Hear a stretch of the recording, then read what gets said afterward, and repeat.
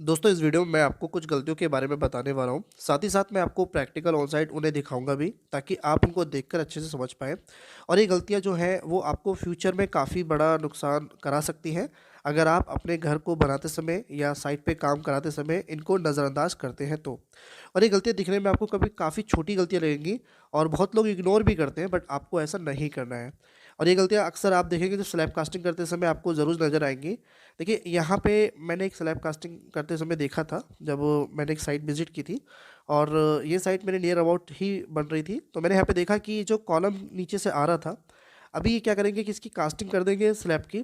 और पहली गलती तो यहाँ पे यही देखो आप, कि पहली गलती इसकी कॉलम की जो सरिया छोड़ी गई है, वो कितनी मामूली सी सरिया है।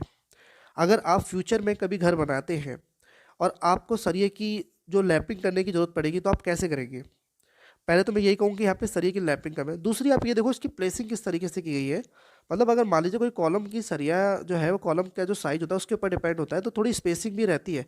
मतलब आपस में चिपका दी है, एक सरिया कितनी दूर है, कितनी सरिया पास है। ये तो बहुत ही गलत इसकी प्लेसमेंट रही है, जो कि कॉलम में सरिया दी गई है। तो पहली गलती यहाँ पे बात करेंगे, जो आपको ऐसा नहीं करना चाहिए था। थोड़ा-सा स्पेस रहता है आपका, अगर कोई मान लीजिए 9 बाय 12 का कॉलम है तो उसमें थोड़ा-सा गैप भी रहता है। दूसरी गलती तो इतनी बड़ी गलती है कि मैं समझता हूँ कि अगर इसको आप नज़रअंदाज भी करते हैं, तो आप क्या सोच के करते हैं?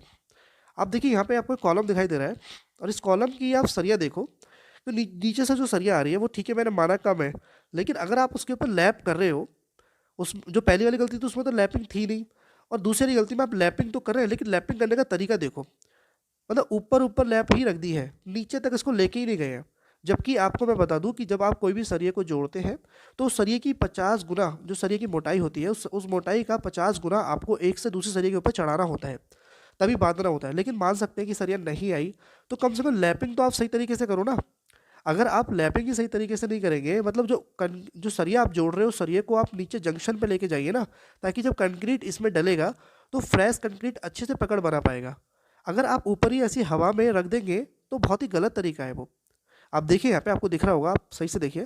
नीचे जो सरिया आ रही है, ऊपर की सरिया जुड़ी हुई है, वो मात्र 8 इंची 9 इंची ही सरिया लैप करी गई है, और लैप करने के साथ-साथ वो ऊपर ही रखी है। ये उससे भी बड़ी गलती है। तो अब जब भी अगर मान लीजिए कोई सरिया कम बचती है ऊपर उठाने के लिए, तो आप छत डलने से पहले ही इसमें सरिया फाँस दीजिए और नीचे तक लेके जाइए, जहाँ तक आपका कंक्रीट उसका कॉलम और बीम का जंक्शन पड़ रहा है। ताकि जब कंक्रीट आपकी इसमें डले तो अच्छे से एंकरिंग हो जाए। वरना आप सरिया जो छोड़ेंगे ऊपर छत डलने के बाद, सरिये की मोटाई का जितना गुना होगा, अगर मोटा-मोटा मान लीजिए कि आप 16 एम की सरिया है, 12 एम की सरिया है, 3 साढ़े 3 फीट सरिया आपको ऊपर रखनी ही होती है, ताकि जब आप आगे फ्यूचर में कभी कॉलम को जोड़ें, तो अच्छे से लैप करके कर पाएँ और ऊपर आगे कॉलम को कंटिन्यू रख पाएँ। तो ये गलतियाँ सारी फ्यूचर में आपको काफ़ी प्रॉब्लम करेंगी। तो आई होप आपको ये क्लियर हुआ है, और ये जो गलतियाँ मैंने दिखाई हैं आपको प्रैक्टिकली, इनको आप अपनी साइट पे नहीं करना। तो thank you for watching video, मिलते हैं अपनी नेक्स्ट वीडियो।